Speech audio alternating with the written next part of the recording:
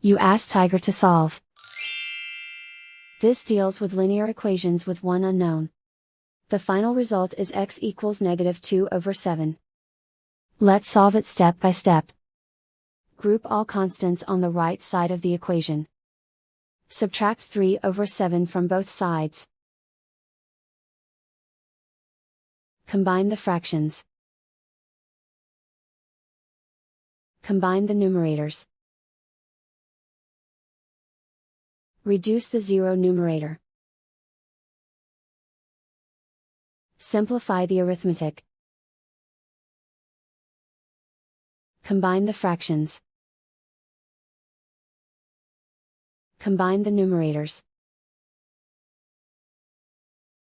And so the final result is x equals -2/7.